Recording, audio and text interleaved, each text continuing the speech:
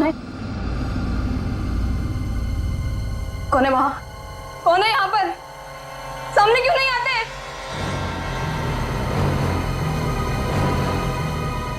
बस बहुत हो गया, बंद करो ये खेल, बंद करो ये खेल।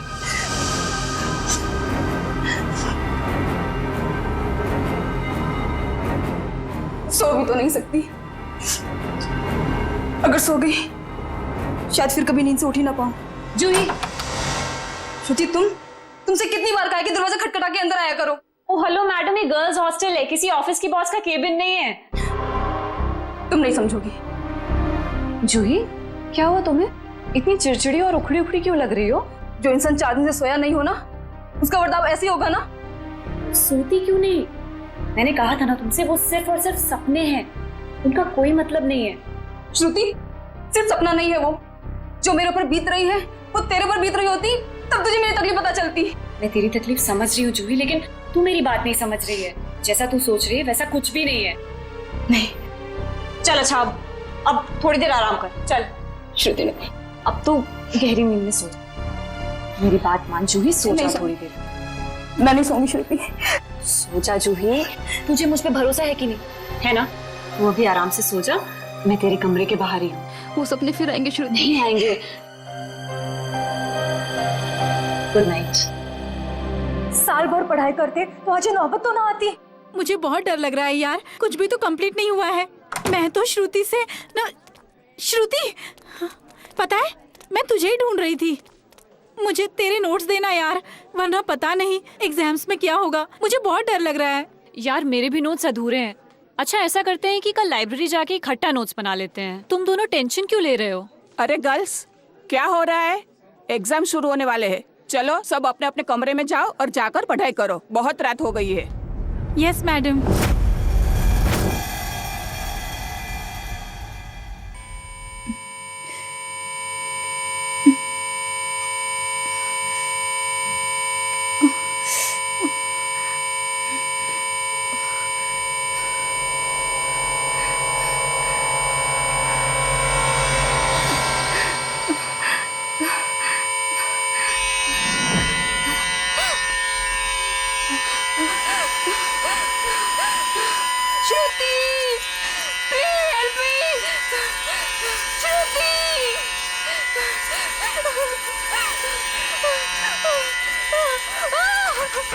ये दरवाजा क्यों बंद है?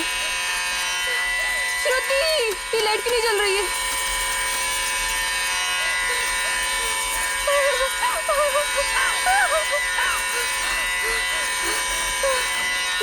ये खिड़की क्यों जाम है? बंद करो ये आवाज, मेरे कान के पट्टे फट जाएंगे।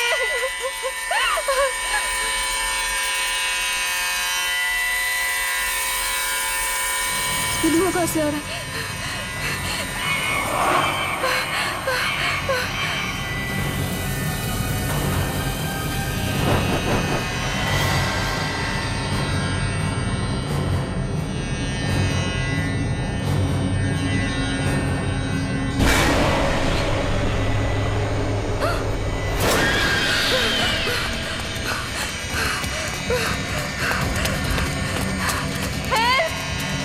कोई बचाओ मुझे! हेल्प! कोई है? बचाओ! Please help me! कोई है? कोई बचाओ मुझे! मत मारो मुझे! मत मारो! मत मारो मुझे! मत मारो!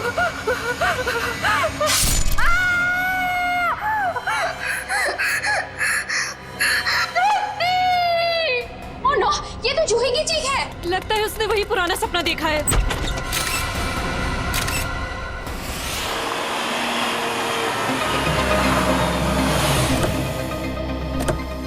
आश्रया, क्या पता चला? सर, मरने वाली का नाम जूही है। वैसे भोपाल से है, मगर यहाँ MBA की पढ़ाई के लिए आई थी। सर, लगता है जब वो सो रही थी उस वक्त किसी ने चाकू मार के उसका खून कर दिया। श्रेया, जूही का कमरा कहाँ है? सर ऊपर। सर एक और बात, जब उसका खून हुआ उस वक्त उसके कमरे में और कोई भी नहीं। ऐसा कैसे हो सकता है श्रेया? कोई ना कोई तो होना चाहिए। ऐसा जरूरी नहीं है सर, इस तरह की मौतों में कई बार आत्माओं का हाथ होता है। प्लीज, एसीपी सर मुझे पहले ही बता चुके हैं आपकी इन कहानियों के बारे में। बेहतर होगा कि इन मर्डर केसेस के साथ ये आत्माओं की कहानियां ना जोड़ें। प्लीज, समझ गए? यही कमरा है? Yes sir. आइए। एक्सक्यूज मी, प्लीज एक सेकंड, एक्सक्यूज मी।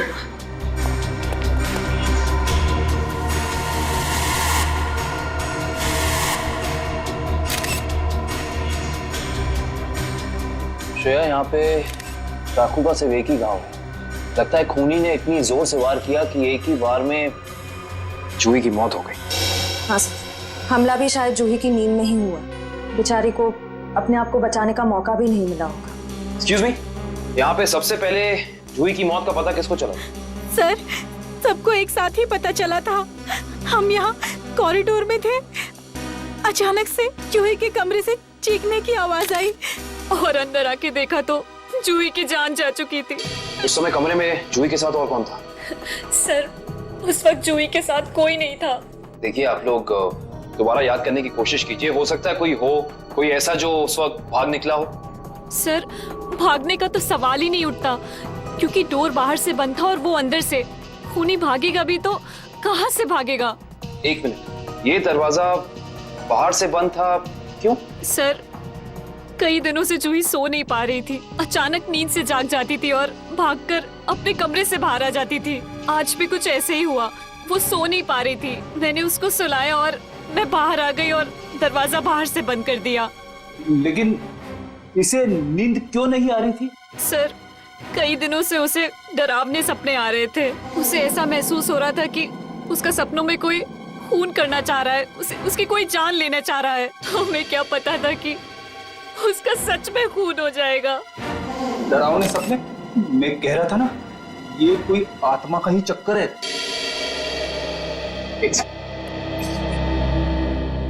आपको कितनी बार बताया है कि आत्माओं की बातें सबके सामने मत किया करिए। वो लोग क्या सोचेंगे सीआईडी के बारे में? सॉरी। अच्छा, आप अभी कह रही थी कि जूही को डरावने सपने आते थे। कभी उसने आप लोगों के साथ कुछ शेयर किया कि उसे किस चीज के सपने आते हैं? कुछ भी? सर, उस ड्रॉर में जूही का स्केच बुक है। उस ड्रॉर में? जी सर। Sketch book?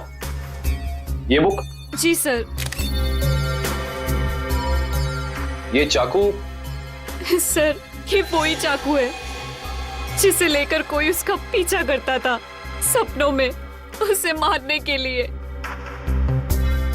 ये देखो, ये चाकू बिल्कुल ऐसा ही है जिससे जूही का कत्ल हुआ। हाँ सर। ये सारी ड्राइंग्स जो हैं इस बुक में, ये क्या जूही अपने सपने में देखती थी? जी सर। सर, लगता है ये किसी अंदर वाले का ही काम है, जो कमरे के अंदर आसानी से आ सकता हो और जिसे जूही के सपनों के बारे में पता हो। क्या तुम्हारे अलावा और कोई ये स्केचबुक के बारे में जानता था? कोई नहीं। खूनी अगर इस दरवाजे से अंदर नहीं आया तो फिर इस कमरे में आया कहां से? इस बालकनी से। लेकिन बालकनी का दरवाजा तो अंदर से बंद है। अगर खूनी खून करके बालकनी से भागा है तो फिर ये दरवाजा अंदर से बंद कैसे? बालकनी का दरवाजा बंद, कमरे का भी दरवाजा बंद।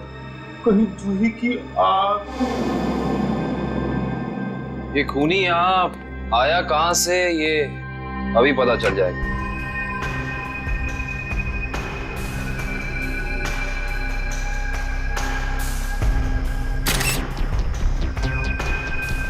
ये देखो, जूते के निशान।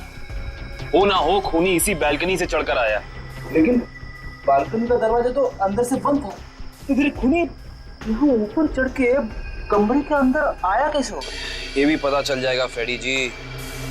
बस एक बार जूही के मौत के कारण पता चल जाए, कुछ तो होगा यहाँ, कोई सबूत कुछ तो होगा। इधर देखो, ये पाइप, इसी वाटर पाइप से चढ़कर खूनी इस बालकनी तक आया है। यहाँ के वॉचमैन से मिलना पड़ेगा। माफ कर दिए साहब, गलती हो गई। इसे गलती कहते हो तुम? एक इंसान गर्ल्स हॉस्टल की बालकनी में चढ़ जाता है, अंदर कमरे में जाके खून कर देता है और तुम्हें कुछ पता भी नहीं चला। बस साहब, 15 मिनट के लिए मेरी आंख लग गई थी। मैं सपने में भी ऐसा नहीं सोच सकता था कि उस दौरान ऐसा कुछ हो जाएगा। तुम्हारी 15 मिनट की लापरवाही की वजह से एक लड़की की जान चली गई, उसकी जिंदगी लौटा सकते हो तुम?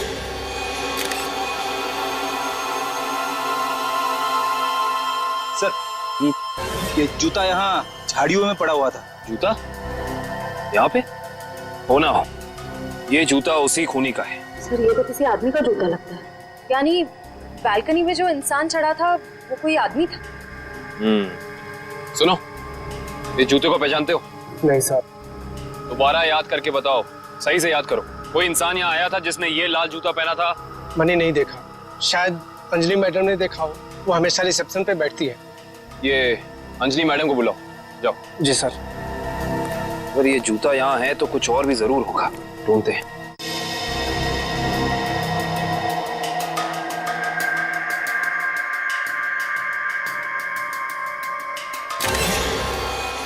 इस तरफ ये जूतों के निशान। एक जूते का निशान थोड़ा गाढ़ा है और दूसरे का हल्का। ये वाला गाढ़ा है। इसका तो एक ही मतलब है, ये जूता जिसका भी है वो इंसान लंगड़ा के चल रहा था। वो लंगड़ा के इसलिए चल रहा था क्योंकि जब वहां बैल्कनी से वो नीचे आया उसे चोट लग गई, फिर वो यहाँ से भागा और यहाँ पे जूता रह गया। हाँ साहब, मैं ही अंजलि हूँ। आपने मुझे बुलाया?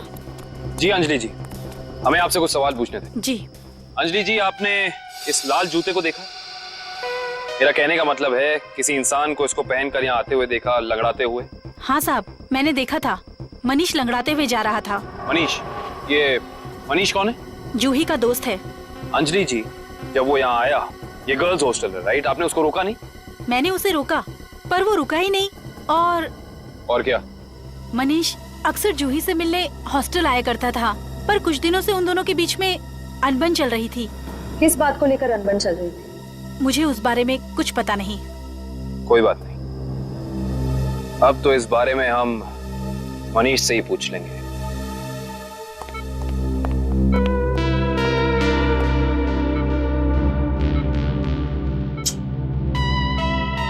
मनीष, कैसे हो यार? मैं ठीक हूँ, पर आप लोग कौन हैं? तुम्हारे शुभचिंतक हैं, सीआईडी वाले। सीआईडी? क्या बात है? क्या मेरी जान को किसी से खतरा है क्या? सुना आपने? खुद एक बेचारी लड़की को मार के खटिया पे लेटा पड़ा है और पूछ रहा है कि मेरी जान को कोई खतरा तो नहीं है। ये क्या कह रहे हैं आप? मैंने किसी की जान नहीं ली। मनीष, ये पाँव में चोट कैसे लगी तुम्हें? वो मैं सड़क पार कर रहा था तो एक बाइक वाले ने टक्कर मार दी मुझे। सड़क पार कर रहा था बेचारा, टक्कर मार दी? वैसे ये हादसा हुआ कहाँ? एमआई रोड पे, जीपीओ के सामने। जीपीओ के सामने? तभी तो। वैसे अगर ऐसा था तो ये लाल रंग का जूता जो तुम्हारा है, हमें पता है जीपीओ के सामने मिलना चाहिए था। पर कमाल की बात देखो, ये जूता हमें स्वर्णिमा गर्ल्स हॉस्टल के बाहर मिला। कैसे? मेरा जूता वहां कैसे पहुंचा? देखो मनीष, हमसे झूठ बोलकर कोई फायदा नहीं है। सच निकालने के और कई तरीके आते हैं। बेहतर होगा हमें सब सच बता दो। क्यों मारा तुमने जूही को? क्या जूही की मौत हो गई? खून हो गया उसका। क्यों गए थे तुम वहां? देखिए, मैं जूही के बालकनी में गया जरूर था, लेकिन मैंने जूही को नहीं मारा। इतनी रात को तुम वहां क्या करने गए थे मनीष? मुझे उससे बात करनी थी। ऐसी कौन सी बात थी जो तुम दिन के उजाले में नहीं कर सकते थे, जिसके लिए तुम्हें रात के अंधेरे का सहारा उठाकर चोरों की तरह पाइप से चढ़कर उसकी बैल्कनी तक जाना पड़ा? मैं उससे माफी मांगना चाहता था। दरअसल मैंने उसके दोस्ती को प्यार समझने की गलती की थी, लेकिन जब मैं वहां पहुंचा तो मैंने देखा कि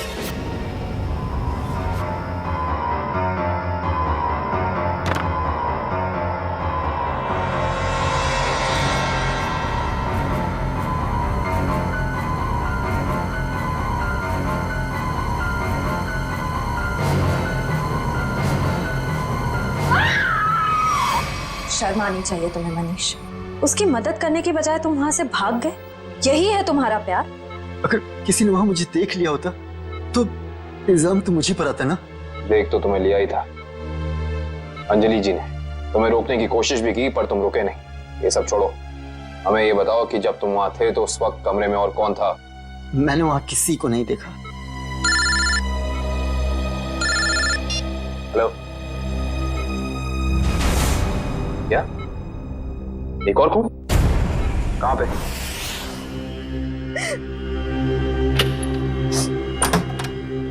आप कौन? हम लोग सीआईडी से।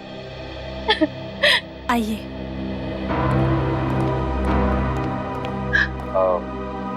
आप कल की जी है ना? जी सर, मैंने ही आपको फोन किया था। मेरी सहेली मीरा का खून हो गया है। उसकी लाश ऊपर उस कमरे में पड़ी है।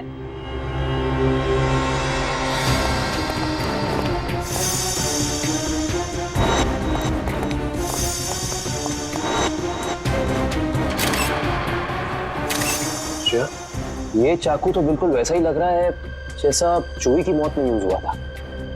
हाँ सर, लगता है किसी सीरियल किलर का काम। सीरियल किलर का भी हो सकता है और किसी ऐसे इंसान का भी जो दोनों जूही और मीरा को जानता है। वो यहाँ आया और उसने मीरा की जान भी इसकी नींद में ले ली। मतलब दो खून हूबहू एक ही तरीके से। सर, हाँ, लाश की हालत को देखकर लगता है कि इसकी मौत को 3-4 घंटे हो चुके हैं। 3-4 घंटे? लेकिन श्रेया, जूही की मौत को भी तो 3-4 घंटे ही हुए हैं। एक खूनी एक ही वक्त पे दो जगह पे कैसे हो सकता है? मैं तो कह रहा हूँ जरूर ये किसी आत्मा का ही चक्कर है। रेडी प्लीज, ये किसी आत्मा का चक्कर नहीं है। ये उस खूनी के किसी साथी या रिश्तेदार का चक्कर भी हो सकता है। लगता है इस जुर्म में एक से ज्यादा लोग शामिल हैं। लेकिन कैसे? कैसे हो सकता है? इस कमरे की सारी खिड़कियां, सारे दरवाजे अंदर से बंद हैं। और यहाँ पे कोई बालकनी भी नहीं है उस हॉस्टल की तरफ। तो फिर वो खूनी इस कमरे में आया कैसे? इस कमरे की तलाशी लो, कोई ना कोई सुराग जरूर मिलेगा। श्रेया, इसकी फोटो एल्बम और फोन डायरीज चेक करो। हो सकता है जूही और मीरा के बीच में कोई ना कोई कनेक्शन मिल जाए हमें। सर, रेडी, एम्बुलेंस को फोन करो बॉडी ले जाने के लिए। मुझे नीचे इसकी दोस्त से कुछ सवाल पूछने हैं।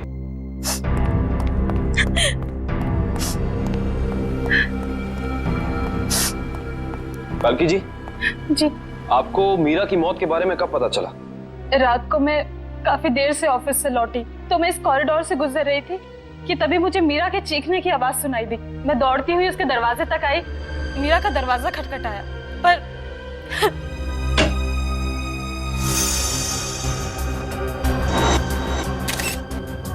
फिर क्या हुआ? मेरा मतलब जब आप यहाँ आई तो ये दरवाजा खुला था कि बंद था? दरवाजा बंद था तो मुझे वॉचमैन को बुला के दरवाजा खुलवाना पड़ा। कल्की जी, जब आप यहाँ पे आई तो आपको यहाँ इस घर में कोई भी निकलते हुए यहाँ से दिखा, भागते हुए दिखा? नहीं।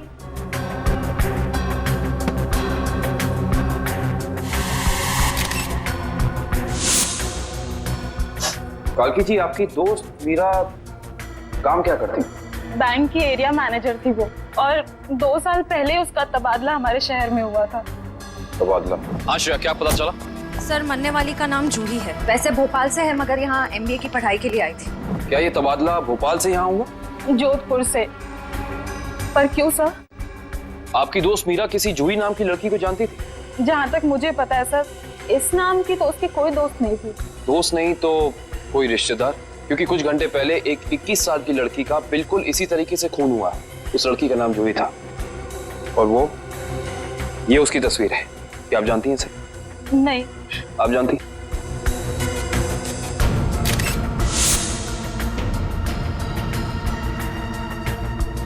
ये क्या हो रहा है हमारे शहर में? आम आदमी तो बिल्कुल भी सुरक्षित नहीं है। कल्की जी, आपको किसी पे शक है? I mean, आपकी दोस्त मीरा की किसी से कोई दुश्मनी, कोई अनबन? उसका कोई दुश्मन नहीं था सर। मीरा तो बहुत ही सुलझी हुई लड़की थी।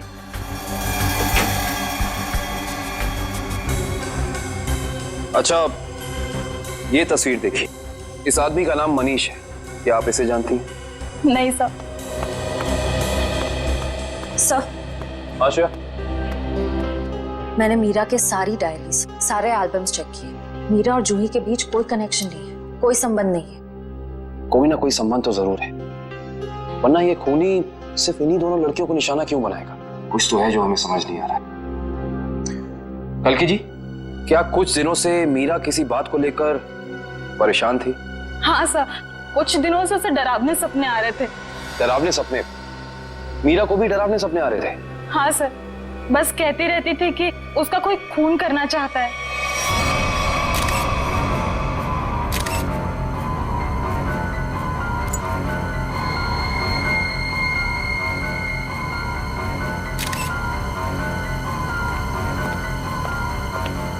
ये कैसे हो सकता है सर? जूही और मीरा को ठीक एक तरीके के सपने कैसे आ सकते हैं?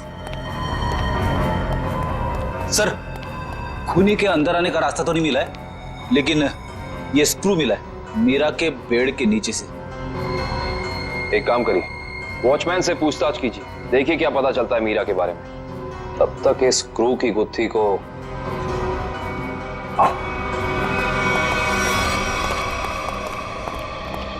करण, रेडी को ये स्क्रू कहाँ मिला था? सर वहां उधर। इधर? ये स्क्रू हाँ आया कैसे होगा? हाँ ले आओ, संभाल के। इश्ता, श्रेया, संभाल के।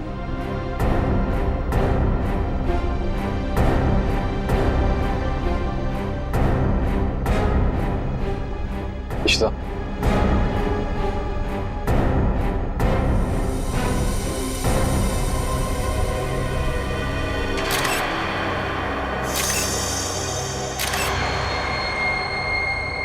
तो ये बात है। क्या हो सर? ये देख रही हो सीलिंग फैन? अब ये सीलिंग फैन इस स्क्रू की गुत्थी को सुलझाएगा। करण, समझ गया सर।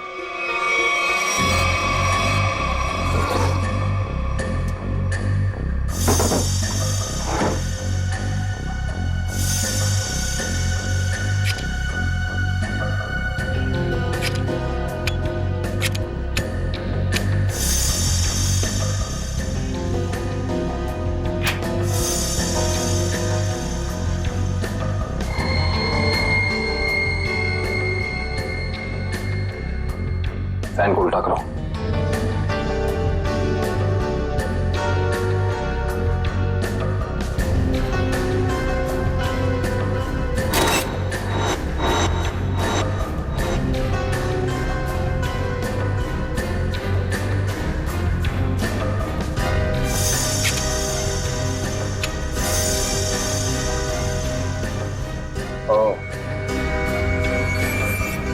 सर यानी स्क्रू इस फैन का है? हाँ श्रेया, किसी ने इस फैन के साथ छेड़खानी की है, अभी पता चल जाएगा।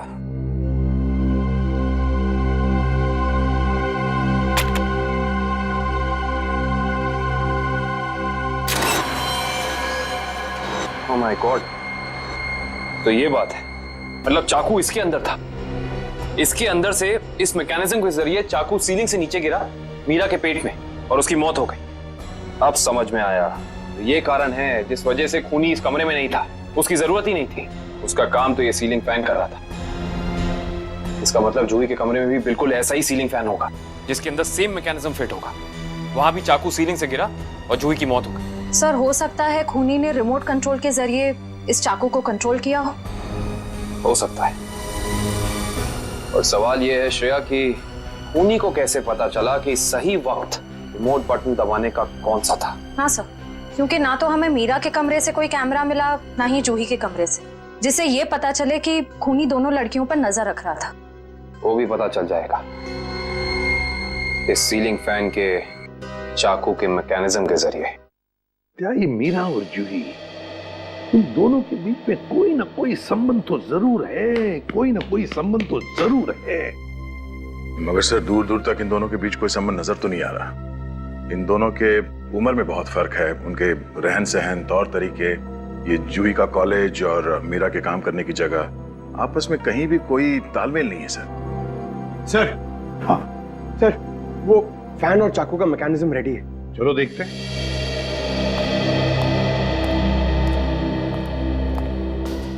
पंकज, रिमोट ऑन करो।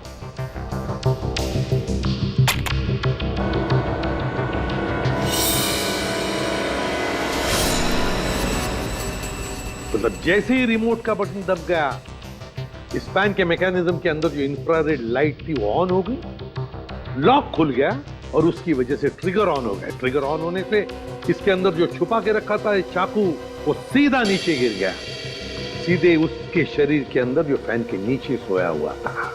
मगर दया, एक बात है, ऐसे मैकेनिज्म की जो रिमोट होते हैं, वो रिमोट ज्यादातर 50 मीटर की दूरी के अंदर ही काम कर सकते हैं। तो फिर जरूर जहां पर मीरा और जूही रहती थी उसके आसपास ही ये आदमी खड़ा था। जिसने भी ये किया है वो 50 मीटर की दूरी के अंदर ही खड़ा था। वहां से उसने रिमोट चलाया और खून कर दिया मीरा और जूही का। और फिर वो सपने, वो एक जैसे सपने जो मीरा और जूही दोनों की नींद में आते थे, ऐसे सपने तो जानबूझकर ही डाले जा सकते हैं, प्लान करके डाले जा सकते हैं, मगर उसके लिए जरूर कोई तो ट्रिगर होना चाहिए। सर, हाँ, जूही के कमरे में लगे पंखे में भी ठीक ऐसा ही मैकेनिज्म मिला है। और तो और जूही और मीरा दोनों के कमरों में 1 हफ्ते पहले इलेक्ट्रिकल वायरिंग का कुछ काम हुआ था। जूही और मीरा दोनों के घर में, दोनों के कमरों में 1 हफ्ते पहले इलेक्ट्रिकल वायरिंग हुई थी। कहीं ऐसा तो नहीं कि वही इलेक्ट्रीशियन है जिसने दोनों के घरों में इलेक्ट्रिकल का काम कर दिया और फिर खून भी उसी ने किया? पता लगाना पड़ेगा इस इलेक्ट्रीशियन के बारे में।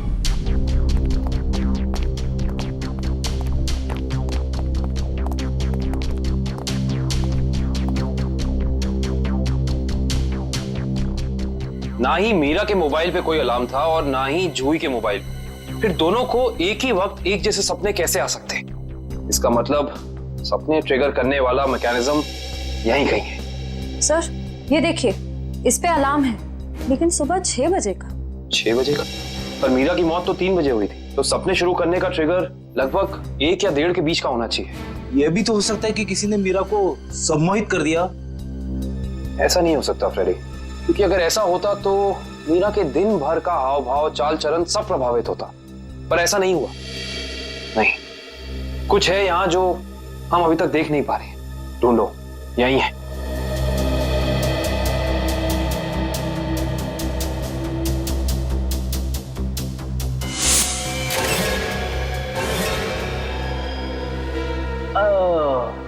ये देखो, टीवी के पीछे ये बॉक्स लगा हुआ था। बॉक्स? कहीं ये ट्रिगर मैकेनिज्म इस बक्से के अंदर तो नहीं फिक्स किया हुआ है?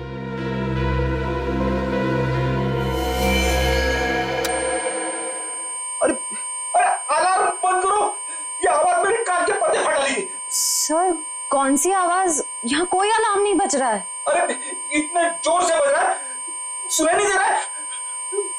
बंद करो। हाँ, बज तो रहा है, लेकिन बहुत धीमी आवाज में।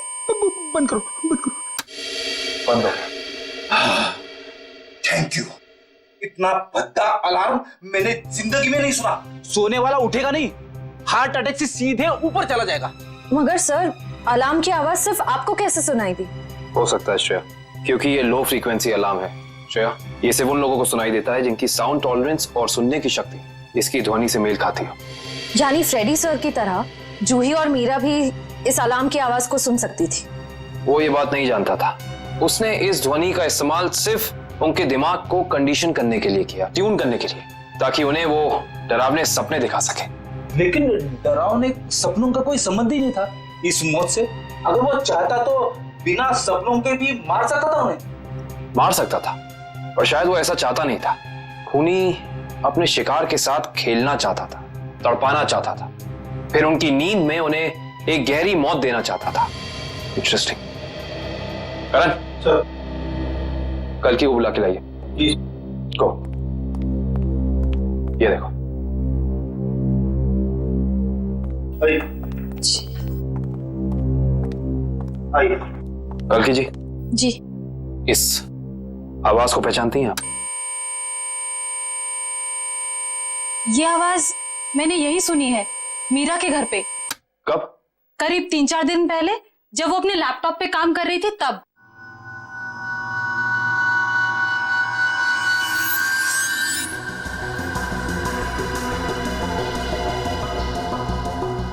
आपको मीरा के लैपटॉप का पासवर्ड पता है? नहीं सर। हमें कंप्यूटर एक्सपर्ट से इसका पासवर्ड ब्रेक कराना होगा, लेकिन मुझे लगता है कि हमारे सारे सवालों के जवाब इसी लैपटॉप के अंदर है, इसके अंदर।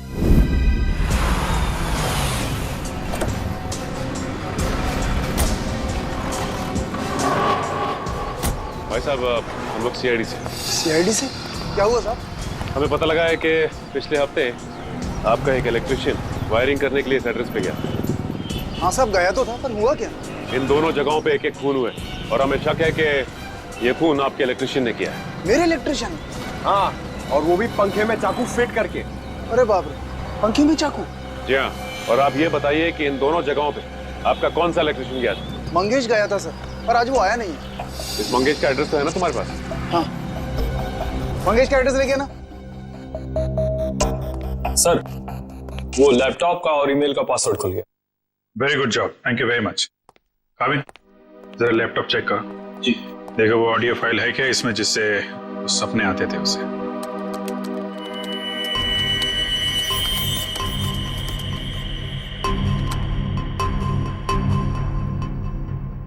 सर, इस कंप्यूटर में कोई ऑडियो फाइल नहीं है। हाँ, लेकिन मीरा के ईमेल अकाउंट में एक वीडियो फाइल दिख रही है। Video file? खोलो खोलो इसे जरा।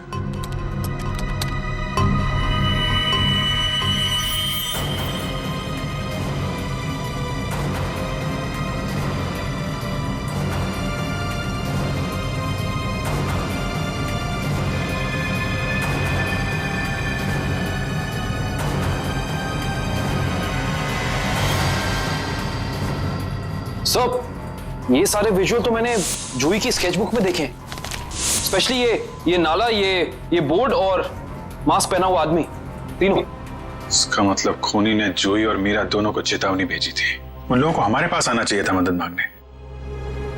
जरा ये फाइल फिर से चलाना।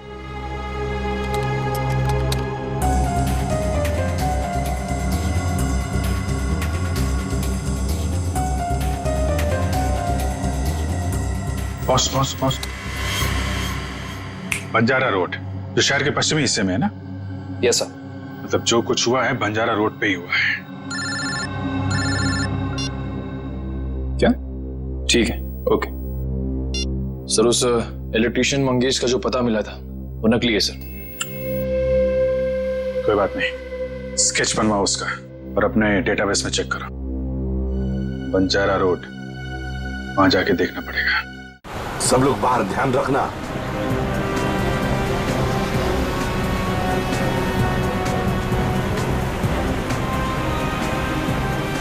आराम से पंकज, आराम से। एक मिनट।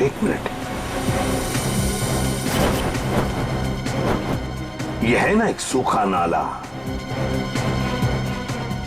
नाला है और वो रहा पेड़। सूखा नाला और उसमें वो पेड़। जरा आगे चलकर देखते हैं।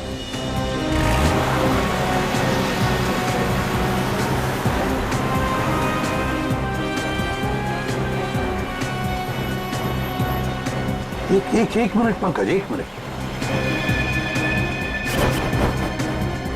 बंजारा रोड मतलब हम सही रास्ते पे हैं। सर वो देखिए, वो पुराना घर जो हमें वीडियो में दिखा था। चलो आगे देखते हैं। अगर खूनी इस जगह का वीडियो बना के मीरा और जूही को भेज क्यों रहा था? हाँ, शायद उन दोनों को अपने अतीत का याद दिलाने के लिए। मगर सर, मैंने पता किया सर, इस बंजारा रोड पे आज तक एक क्राइम नहीं हुआ है। यहाँ तक कि पुलिस ने एक चालान तक नहीं काटा है। सर, वो रही बिल्डिंग। हाँ, वो क्या, रॉयल मून होटल। ले लो अंदर।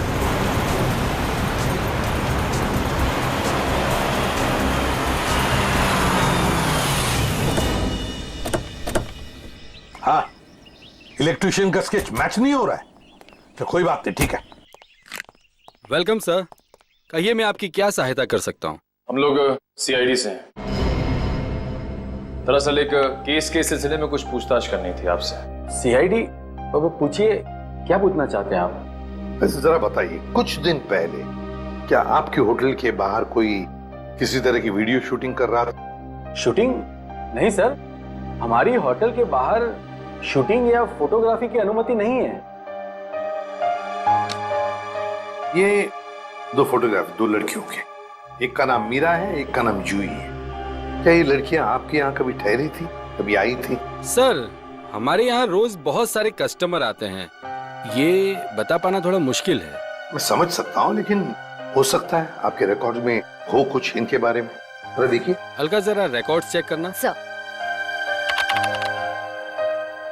हाँ सर, ये दोनों गेस्ट हमारे होटल पे रुके थे पिछले साल 17 मई 2013।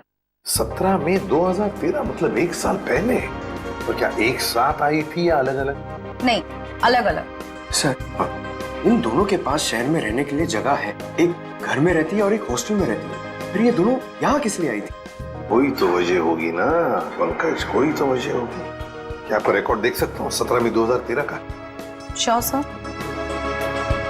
17 मई 2013, काफी सारी लड़कियां आई थी उस दिन आपके होटल में। कोई फंक्शन वगैरह था क्या? हाँ सर, हो सकता है, क्योंकि हमारे होटल के पास में एक कम्युनिटी हॉल है, वहाँ आए दिनों फंक्शंस होते रहते हैं। अच्छा, कस्टमर का नाम रवि, 5 टैक्सीज बुक की थी उसने, 5। हाँ सर, ये एक नारी सेवा केंद्र चलाता है, मुस्कुराहट नाम है एनजीओ का। और वो अभी भी इसी होटल में ठहरा हुआ है सर। रवि इस वक्त आपके होटल में ठहरे हैं? पास वाले कम्युनिटी हॉल में जो फंक्शन चल रहा है, रवि का ही एनजीओ का फंक्शन हो सकता है। रवि सर, मैं आपका जितना भी शुक्रिया अदा करूं उतना कम है। आप सोच नहीं सकते, ड्रग्स के नशे से मुक्ति मिलने के बाद मैं जिंदगी के ऐसे ऐसे रंग देख रहा हूं जिन्हें ड्रग्स के नशे ने अंधकार में डाल दिया था। वेरी गुड मिश्रा, लेकिन इसमें मुझे शुक्रिया कहने की कोई जरूरत नहीं। ये सब तुम्हारे धैर्य और दृढ़ इच्छा शक्ति का कमाल है। हाँ, लेकिन अब उस सफेद जहर को कभी पलट कर भी देखना मत। हाँ? Okay sir. माफ कीजिएगा रवि जी, आपको मैं इंटरप्ट कर रहा हूँ, लेकिन ये जरूर कहूंगा कि आप बहुत ही अच्छा काम करते हैं, बहुत ही पुण्य का काम करते हैं हमारे देश के नौजवानों को ड्रग्स में से बाहर निकाल कर। सर, आप एसीपी प्रद्युम्न है ना सर? जी हाँ, मैं एसीपी प्रद्युम्न। सर, हमने बहुत किस्से पढ़े हैं सर आपके बारे में, और तभी से आपसे मिलना चाहता था सर, लेकिन अब आप सर बैठे क्यों सर, प्लीज। नहीं। सर, क्या लेंगे सर आप? चाय, कॉफी, कुछ? एक ठंडा लेमन आइस टी। जी, ठंडा लेमन आइस टी तो नहीं मिलेगी, साधारण चाय चलेगी। रवि जी, हमें कुछ नहीं चाहिए, कुछ नहीं चाहिए, थैंक यू वेरी मच। बस एक जरूरी काम है आपके पास।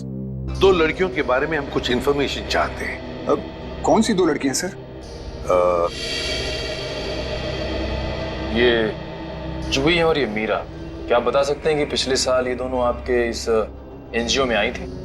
जूही और मीरा? हाँ सर, ये सर आई थी दोनों यहाँ पर। एक्चुअली सर, इन्हें भी ड्रग्स के नशे की बुरी लत पड़ गई थी सर, इसलिए ये दोनों आई थी यहाँ हमारा सेमिनार अटेंड करने के लिए। लेकिन सर, इस बात को तो करीब 1 साल हो गया है। अब इनके बारे में पूछताछ। इन दोनों लड़कियों का खून हुआ है। क्या खून हो गया? लेकिन सर, कैसे, किसने किया सर? बस वही पता लगाना है, इसलिए हम चाहते हैं कि अगर आपको इन दोनों के बारे में कोई खास बात मालूम हो, कोई यादें हो आपके पास इनके बारे में, तो मदद हो जाएगी हमारी तहकीकात करने में। कोई खास बात इस वक्त तो याद। हाँ सर, याद आया सर, एक लड़की थी मोनिका, इन दोनों को उसकी चिंता बहुत सताती रहती थी सर। मोनिका? जी। क्या वो भी यहाँ आपके ड्रग रिहैबिलिटेशन सेंटर में आई थी? आई तो थी सर यहाँ पर, लेकिन वो ड्रग्स के खिलाफ अपनी लड़ाई जीत नहीं पाई सर। दरअसल सर, 1 साल पहले अपनी बिल्डिंग की छत से कूदकर उसने आत्महत्या कर ली थी सर, ड्रग के नशे में। मोनिका ने आत्महत्या कर ली? जी सर। उसका पता तो होगा ना आपके पास? जी सर, मोनिका का एक ही सगा भाई है, अमित। मोनिका की मौत के बाद सारी प्रॉपर्टी, सारी जायदाद उसी के नाम हो गई। तो क्या मोनिका के भाई ने प्रॉपर्टी के लिए अपनी बहन का खून किया? ये भी तो हो सकता है कि मोनिका ने आत्महत्या की हो। मैंने कहा ना, काम हो जाएगा। जी कहिए। आपका नाम अमित है? जी हाँ, मगर आप लोग? सीआईडी। मोनिका के बारे में कुछ सवाल करने थे आपसे। ओह, 1 साल हो गए मेरी बहन को मरे हुए। लेकिन अब भी कोई ना कोई आकर मेरे पुराने जख्म को रहता रहता है। पूछिए, क्या पूछना है आपको?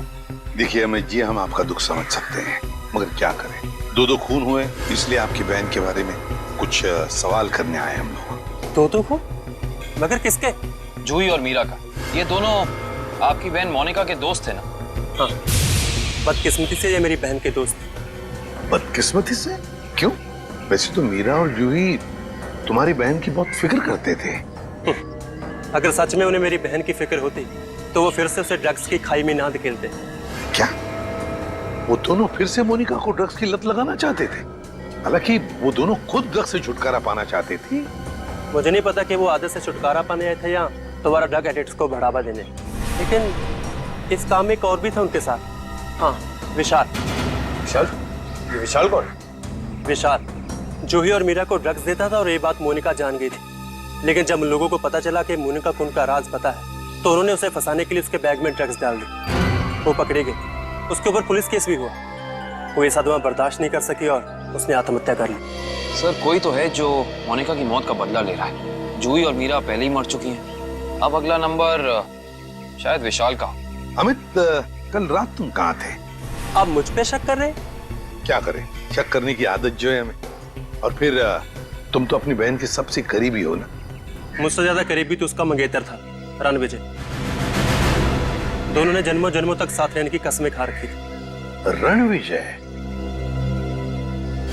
ये रणविजय यही है ना? हाँ, यही तो है वो। लेकिन रणविजय का स्केच आपके पास कैसे? हो सकता है मीरा, जूही और मोनिका की मौत का राज रणविजय जानता हो। Thank you Ranvijay. सब हो रहा विशाल का घर। विशाल की जान को खतरा हो सकता है।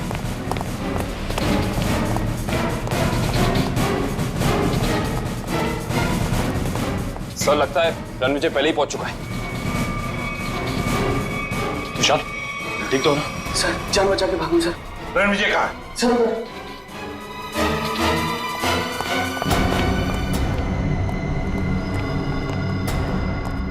यहाँ तो कोई भी नहीं है। सर, शायद यहाँ से भागा होगा।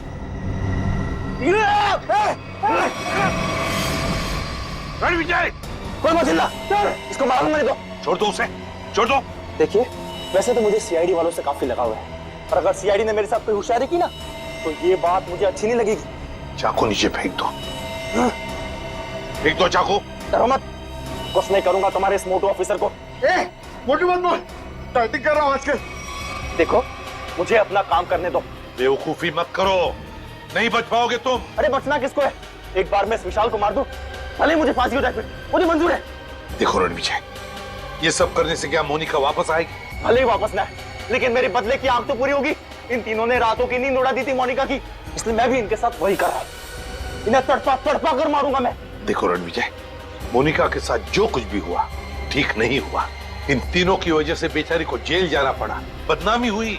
नहीं, रात रात भर सो नहीं पाती थी वो, बुरे बुरे सपने देखकर जाग जाती थी। ये विशाल ने मोनिका का बंजारा रोड पे पीछा किया था उसे मार डालने के लिए, इसलिए मैंने भी इन्हें पहले बुरे बुरे सपने दिखाए और अब मैं इन्हें मौत की नींद सुला रहा हूं। रणविजय, ये तुम क्या करने जा रहे हो? विशाल को उसके किए की सजा कानून देगा। अरे कानून का क्या गया, प्यार तो मैंने अपना खोया है ना।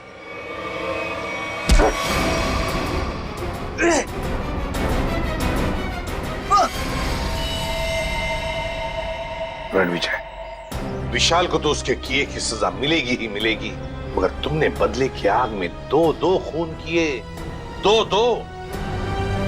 तुम्हें तो शायद फांसी ही होगी, फांसी।